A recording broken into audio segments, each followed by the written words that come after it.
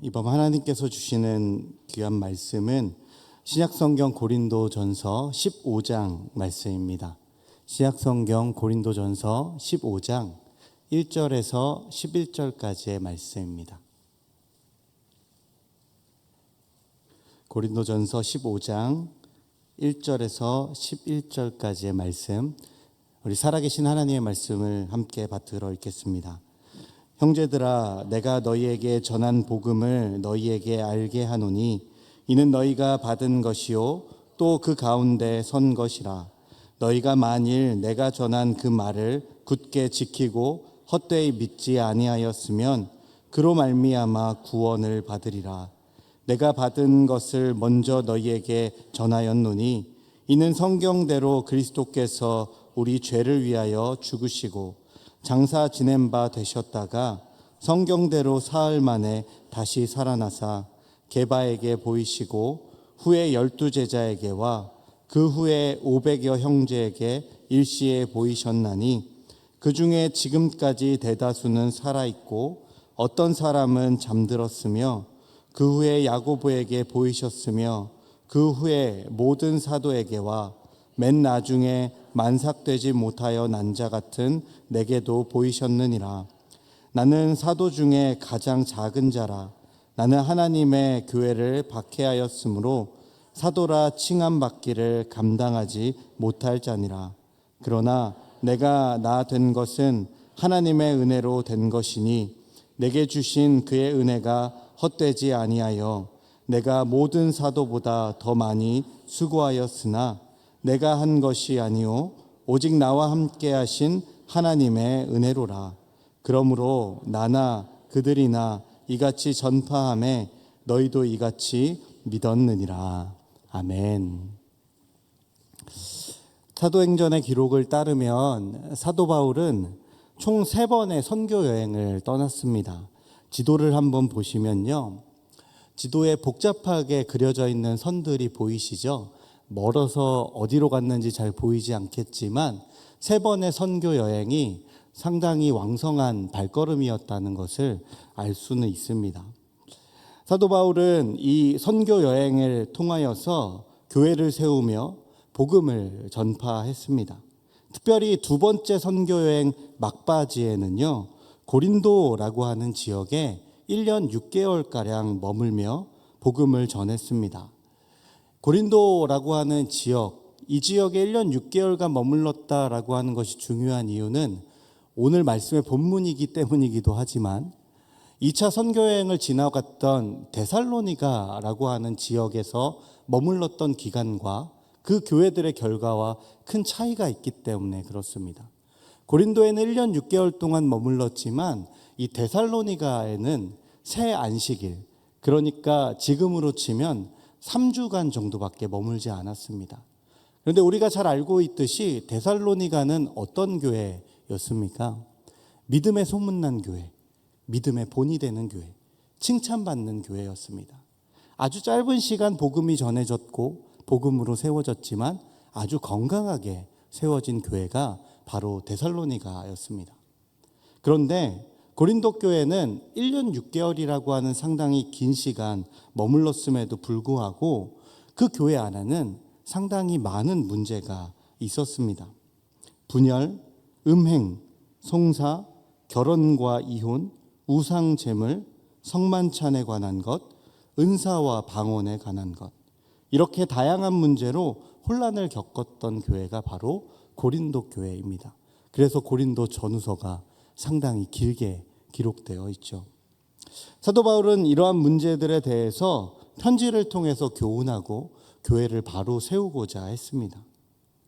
우리가 서신서라고 하는 신약 성경의 장르를 읽는 이유는 사도 바울의 개인적인 내용이 여기에 담겨져 있는 것이 아니라 사도 바울을 통해서 전해진 하나님의 마음을 읽기 위해서입니다.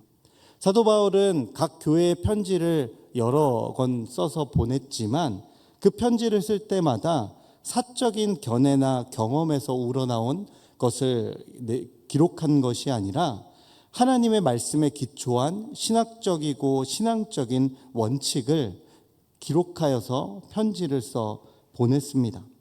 왜냐하면 사도 바울이 교회에게 전하는 모든 메시지는 오직 예수 그리스도의 계시로만 주어진 것이기 때문이죠. 사도 바울은 편지를 통해서 가장 근본적이고 근원적인 문제를 지적하고 그것을 바로 잡아가고 있습니다. 많은 문제가 있었던 고린도 교회였기 때문에 고린도 전서, 고린도 후서에는 그만큼 아주 중요한 신학적인 원칙들이 많이 묻어나 있습니다. 그 중에서 오늘 우리가 읽은 본문은요, 가장 본질적인 내용을 담고 있다라고 생각하시면 좋습니다. 오늘 본문 1절에서 사도 바울이 뭐라고 말하냐면 내가 너희에게 전한 복음을 알게 한다라고 합니다. 여기서 복음이라는 단어가 눈에 들어오지 않습니까? 고린도 교회는 이미 교회이기 때문에 이 복음에 대해서 알고 있습니다. 사도 바울이 말하고 있는 것처럼 이미 복음을 들었고 공동체로 모여 있는 상태입니다. 그런데 왜 다시 사도 바울은 복음이라고 하는 가장 기초적이고 가장 기본적인 이 주제를 먼저 꺼내고 있는 것일까요? 왜 다시 복음을 그들에게 강조해야만 했을까요? 그 이유는요, 고린도 교회 성도들이 복음을 알고 있으면서도 실제로는 복음을 굳게 잡지 못하고 있었기 때문에, 다시 말해서 복음을 듣고 믿었지만 그들의 삶의 현실에서는 복음을 믿고 살아가는 삶의 내용이 드러나고 있지 않았기 때문에 다시 복음이라고 하는 기초로 돌아가는 것이죠. 2절의 말씀을 우리가 함께 읽어봤으면 좋겠는데요. 오늘 본문 2절입니다. 함께 말씀을 읽습니다. 너희가 만일 내가 전한 그 말을 굳게 지키고 헛되이 믿지 아니하면 그로 말미암아 구원을 받으리라. 아멘. 여기서 굳게 지킨다라는 이 말은요, 원어의 문법적으로 현재 진행 중인 상태를 말한다고 합니다. 다시 말해서 내가 전한 말, 바울이 전한 그 복음을 굳게 지키고 계속 있었어야 했다라는 것이고, 너희가 그런데 헛되이 믿었다라고 하죠. 이 부분은 문법상으로는 완료된 상태입니다. 원래는 굳게 복음을 잘 붙잡고 지냈어야 되는데 잘못 믿어버렸다라고 말하고 있는 거죠. 그러니까 고린도 교회에서 일어났던 수많은 문제들의 원인이 무엇이었나? 그것은 복음이라고 하는 신앙의 가장 기초적이고 본질적인 이 내용에 대한 이해와 그 내용에 대한 적용이 그들에게 제대로 이루어지고 있지 않았다라고 우리는 말할 수 있습니다. 그렇게 사도 바울은 고린도 교회 성도들에게 이 복음의 놀라운 가치와 능력, 아주 기초적인 신앙의 출발점을 언급하고 있는 것입니다. 그렇습니다. 오늘 믿음으로 살고 있으면서도 여전히 삐걱거리는 현실을 마주하고 있다면 그것은 단지 하나님의 시험이나 연단만이 아닙니다. 그것은 때때로 복음을 복음으로 선명히 보지 못하고 이해하지 못할 때 일어나는 영적인 반응들인 것입니다. 우리의 현실에서 회복과 바로잡음을 원한다면 우리는 다시 복음으로 돌아가야 됩니다. 복음이 내 안에서 선명하게 경험될 뿐 아니라 이해될 뿐 아니라 그것이 나의 삶의 오늘을 만들었다는 것을 직시하게 된다면 내가 하는 말, 내가 보는 시선, 내가 품는 마음, 내가 담고 있는 생각은 이렇게 내버려 둘 수 없습니다. 왜냐하면 복음은 이론일 뿐만이 아니라 우리의 삶 자체를 완전히 바꿔버리는 놀라운 하나님의 능력, 하나님의 은혜이기 때문에 그렇습니다. 오늘 나의 새로운 회복, 치료, 그리고 새로운 내일을 향한 출발을 원한다면 우리는 복음으로 돌아가야 합니다. 복음이 내 안에 선명해져야 합니다. 사도 바울은요, 다시 복음을 전하며 고린도 교회 성도들의 마음의 중심을 다 잡고 있는 겁니다. 특별히 오늘 본문 3절부터 8절의 내용은요, 사도 바울이 전한 복음을 요약한 구절이라고 합니다. 성경학자들은 이것을 초대교회 복음 전승의 핵심이라고 평가합니다. 당시에 전해졌던 복음의 내용과 복음의 그 어떤 중요한 것들이 이 오늘 본문 3절부터 8절에 담겨져 있다라는 겁니다. 이 내용을 자세히 보면 여기에는 핵심되는 동사가 3개가 등장합니다. 오늘 본문 3절부터 5절까지의 말씀만 한번 읽어볼게요. 3절부터 5절입니다. 내가 받은 것을 먼저 너희에게 전하였노니 이는 성경대로 그리스도께서 우리 죄를 위하여 죽으시고 장사 지낸 바 되셨다가 성경대로 사흘 만에 다시 살아나사 게바에게 보이시고 후에 12 제자에게 와. 아멘. 여기서 3개의 동사, 관심을 가져야 되는 동사가 무엇인가요? 여러분 찾으셨을까요? 우선은 예수님이 죽으셨다라고 하는 죽으시고 3절 뒷부분에 있죠. 죽으셨다. 그리고 우리 죄를 위하여 예수님이 다시 살아나셨다. 살아나셨다. 그리고 나타내 보이셨다. 죽으셨다, 살아나셨다, 보이셨다. 이 3개의 동사가 복음의 내용을 요약하는 핵심적인 내용입니다. 이 3개의 동사가 집중하고 있는 사건이 무엇이냐면 바로 부활이라는 것이죠. 부활은요, 기독교 신앙에 있어서 복음의 핵심 중에 핵심입니다. 부활은 초자연적인 능력일 뿐만 아니라 현실의 삶의 실제적인 변화를 나타내는 놀라운 능력이기 때문에 그렇습니다. 예수님이 죽으시고 부활하셨기 때문에 우리의 죄된 현실은 모두 죽고 우리의 새로운 내일이 시작한다는 이 기쁨의 소식이 우리에게 놀라운 복음, 아름다운 소식이 되는 것입니다. 부활이라고 하는 것이 복음의 핵심 중에 핵심이죠. 사도 바울은 지금 부활이라는 복음의 핵심을 통하여 우리들의 믿음이라고 하는 것이 우리들의 삶의 현실과 무관하지 않음을 다시금 연결해 주고 있는 것입니다. 너희가 교회로 모였지만, 너희가 복음을 듣고 믿는다고 모였지만 그 삶의 현실이 함께 따라가지 않는다면 원론적인 본질적인 그 복음에서 우리는 멀어져 있는 것이다. 너희는 그 복음으로부터 멀어져 있는 것이다 라고 말하고 싶은 거죠. 이론뿐만이 아니라 현실도 변화시키는 이 부활의 능력, 이 복음의 능력을 그들에게 더 강렬하게 간증하기 위해, 증거하기 위해서 사도 바울은 자신의 간증을 합니다. 오늘 본문 9절과 10절이죠. 말씀 한번 읽어볼까요? 9절과 10절입니다. 시작. 나는 사도 중에 가장 작은 자라. 나는 하나님의 교회를 박해하였으므로 사도라 칭함 받기를 감당하지 못할 자니라. 그러나 내가 나 된 것은 하나님의 은혜로 된 것이니 내게 주신 그 은혜가 헛되지 아니하여 내가 모든 사도보다 더 많이 수고하였으나 내가 한 것이 아니요 오직 나와 함께 하신 하나님의 은혜로다. 아멘. 사도 바울은요, 자신이 과거 교회를 박해하던 자였다라고 말합니다. 그런데 이제는 부활하신 주님을 증언하는 사도가 되었음을 고백하죠. 전혀 다른 삶의 현실을 걸어가고 있다.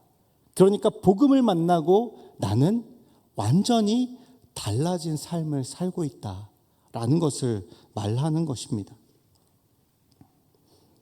그런데 이렇게 된 것이 무엇 때문이라고요? 내가 나 된 것은 내가 그것을 잘 이해하고 노력해서 나를 바꾼 것이 아니라 하나님의 은혜로 내가 이렇게 되었다라고 고백합니다.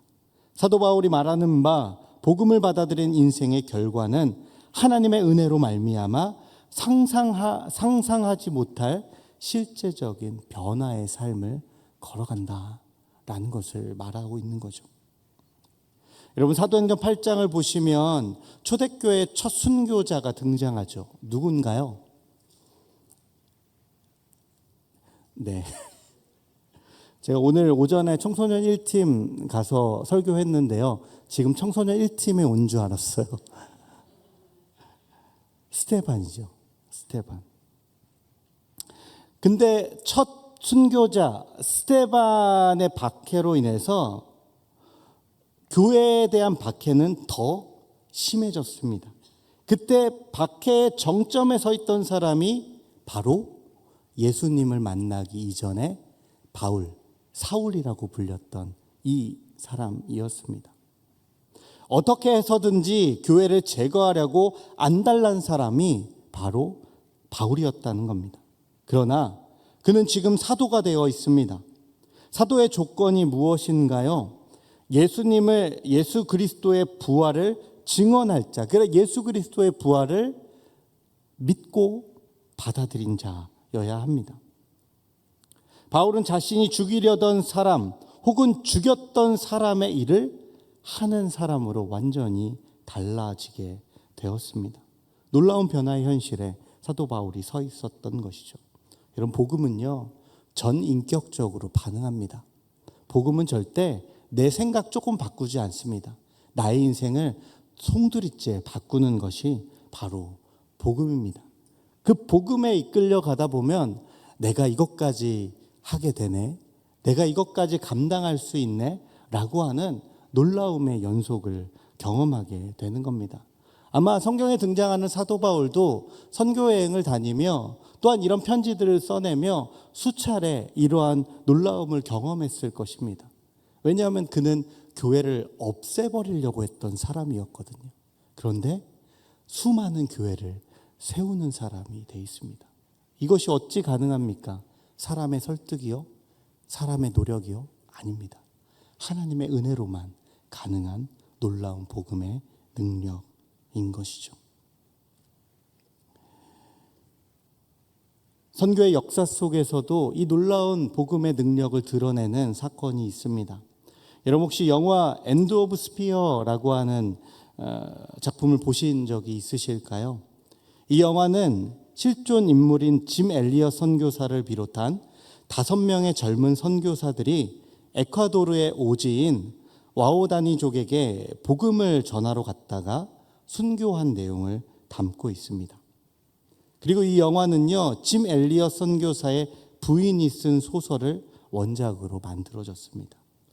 짐 엘리엇은요, 엘리트 중에 엘리트로 당연히 미국에서 목회를 할 것으로 보였지만 하나님의 뜻과 부르심을 따라 오지 중에 오지로 여겨졌던 선교지, 이 에콰도르에 가게 되었습니다. 이 에콰도르에 있었던 와오다니족은요, 외지인들에 대한 경계가 상당히 심했다고 합니다. 그래서 외지인이 보이면 바로 그 자리에서 살인을 저지르는 아주 끔찍한 종족이었습니다. 그럼에도 이 사실을 알았음에도 불구하고 엘리엇과 그 친구 4명의 선교사는 위험을 무릅쓰고 그 지역에 들어가게 됩니다. 영화를 보시면요, 비행기가 도착하자마자 그들이 내리자마자 원주민들이 나타나서 이들을 창으로 찔러 죽이게 됩니다. 너무나 허망한 죽음이죠.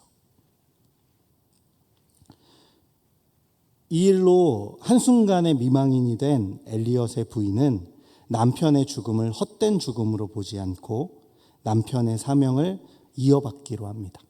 그래서 순교한 선교사들의 부인들과 함께 자녀들을 데리고 와오다니족을 찾아갑니다. 다행이었는지 이 와오다니족은요, 여자를 해치는 것을 아주 수치스럽게 여겼다고 해요. 그러니 이 여인들이 들어오니까 이들을 해치지 않고 그들을 받아들여 줬다고 합니다. 그런데 외지인인 이들, 여전히 경계는 있었겠죠. 근데 그들이 헌신적으로 섬기는 이들을 보며 한 원주민이 부인에게 이렇게 물었다고 합니다. 당신은 왜 여기서 우리들에게 잘해주는 겁니까? 엘리엇의 부인은 이렇게 대답했다고 합니다. 우리는 당신들이 5년 전에 죽인 사람들의 가족입니다. 하지만 하나님의 사랑 때문에 여기 다시 왔습니다. 이에 원주민들은요, 그 헌신과 이 놀라운 사랑에 마음을 열기 시작하고, 그 가운데에는 짐 엘리엇을 창으로 찔러 죽인 민카이도 이들의 헌신과 수고에 잘못을 뉘우치며 찾아왔다고 합니다. 잘못을 뉘우치는 민카이가요, 짐 엘리엇의 아들 스티브에게 이런 자백을 했다고 해요. 자기가 당신의 아버지를 죽였다고. 이 말을 들은 엘리엇의 아들 스티브가 어떻게 대답했을까요? 스티브는요, 이렇게 대답했다고 합니다. 아무도 아버지를 죽이지 않았습니다. 그분이 스스로 내어준 것입니다. 민카이는 스티브의 말을 듣고 더욱더 이들이 믿고 있는 신앙과 그 복음에 대해서 마음이 열려졌다고 합니다. 그리고 결국 와오다니족의 최초 원주민 목사가 되었다고 합니다. 예수님께서 십자가에서 대속의 죽음을 당하신 것처럼 짐 엘리엇은 거룩한 순교를 당했지만 예수님께서 부활하신 것처럼 그의 사명이 민카이에게 이어져 복음의 역사는 계속되었던 것입니다. 이것이 복음의 놀라운 능력이요, 한 사람의 인생을 완전히 새롭게 하는 하나님의 은혜입니다. 사도 바울도 이를 경험했고 민카이도 이를 경험했습니다. 전혀 다른 삶의 걸음을 걷게 만드는 것, 그게 복음의 놀라운 능력이죠. 이 복음의 능력과 놀라운 은혜는요, 오늘날에도 동일하게 역사하고 있습니다. 짐 엘리엇 선교사의 순교와 그 아내의 헌신, 그리고 원주민 민카이가 복음을 받아 목회자가 된 사건은 복음의 능력이 어떻게 개인과 공동체를 새롭게 하는지를 보여주는 사건입니다. 죽음조차 헛되지 않게 만드는 부활신앙, 그것이야말로 복음이 얼마나 완전하고 얼마나 강력한 것인가를 드러내는 증거이죠. 이런 복음의 완전성, 복음의 강력함을 우리가 선명하게 보지 못하고 있다면 우리의 삶은 늘 괴로운 뿐일 거예요. 왜냐하면 복음이, 완전한 그 복음이 불완전한 나의 삶을 붙잡고 있어야만 우리는 겨우 완전함의 그 그늘 안에서 살아갈 수 있거든요. 그런데 이 부활의 능력, 한 사람의 인생을 송두리째 바꿀 수 있는 이 능력이 분명하게 내 안에 주어져 있지 않다면 우리는 이리 비틀 저리 비틀 그리고 주저앉게 될 수밖에 없는 겁니다. 공동체 안에는 분란이 있을 수밖에 없고 관계와 관계 속에는 서로에 대한 미움과 시기와 질투, 그것만이 남게 될 것입니다. 사랑하는 여러분, 완전한 복음이 불완전한 우리의 삶을 다잡을 수 있는 그 은혜를 경험하게 해줍니다. 예수 그리스도의 죽음과 부활, 이 놀라운 복음은 나 자신의 인생에는 어떻게 적용되고 있습니까? 만일 복음이 나의 삶에서 전인격적으로 적용되고 있지 않다면 우리의 삶은 참 고단할 것입니다. 팍팍하기만 할 것입니다. 그러나 이것을 기억하셔야 합니다. 복음이 나를 살게 합니다. 복음이 나의 불완전함을 메꾸어 줍니다. 우리는 복음을 믿으며 복음을 지키며 복음을 증거한다고 합니다. 아닙니다. 복음이 우리의 생명이 되고 복음이 우리의 삶의 보호막이 되고 복음이 우리의 삶을 바꾸어 주는 것입니다. 사랑하는 여러분, 복음을 헛되이 믿지 맙시다. 들은 복음을 굳게 지키며 나의 간증으로 은혜를 고백하며 살아갑시다. 복음으로 말미암는 은혜의 결과가 나의 불완전한 삶에서 놀라운 변화로 인도하는 줄로 믿습니다. 지나왔던 상반기도요, 우리가 복음을 붙잡은 것이 아니라 복음이 우리를 붙들었고 여기까지 끌고 온 것입니다. 완전한 복음이 우리들의 불완전한 삶을 채워주었다는 것입니다. 그 완전한 복음이 이제 내일도 우리의 삶을 채워줄 줄로 믿습니다. 복음을 붙잡읍시다. 복음으로 오늘도 내일도 살아갑시다. 그 복음의 생명이 저와 여러분들에게 하나님의 은혜를 경험하게 해주고 그 은혜를 날마다 간증하는 감격의 나날들로 인도하여 줄 줄로 믿습니다. 이 밤 그 복음의 감격 붙잡고서는 저와 여러분 되기를 주님의 이름으로 축복합니다. 기도하겠습니다. 참 좋으신 하나님 아버지, 오늘 거룩한 주일을 우리에게 허락하여 주시고 하나님의 거룩한 복음을 다시금 듣고 품게 하시니 감사합니다. 지난 시간도 우리가 왜 그렇게 힘들었을까? 왜 그렇게 괴로웠을까? 왜 그렇게 눈물 흘려야만 했을까? 여기저기서 이유를 찾고 원망할 대상도 찾았지만 모두 다 틀렸습니다. 내 안에 복음이 분명하지 않았습니다. 내 안에 그 부활이라고 하는 놀라운 능력이 선명하지 않았습니다. 이 밤 다시금 복음을 붙잡습니다. 다시 복음 앞에 무릎 꿇습니다. 나를 위해 십자가 지시고 나를 위해 사흘 만에 살아나셨으며 나를 위해 하늘에 오르셔서 하나님의 거룩한 나라를 허락하신 예수 그리스도의 놀라운 사랑과 그 은혜, 그 복음을 붙잡습니다. 그 복음의 생명, 그 복음의 은혜로 살아가는 저희 모두가 되게 하여 주시옵소서. 이 밤 그 복음의 감격으로 잠들 수 있는 은총의 밤 되게 하여 주시옵소서. 우리를 예배 가운데 부르시고 복음의 공동체 가운데 세워주신 하나님께 감사와 영광 올려드리오며 이 모든 간구를 우리 구주 예수 그리스도의 이름으로 간절히 기도드립니다. 아멘.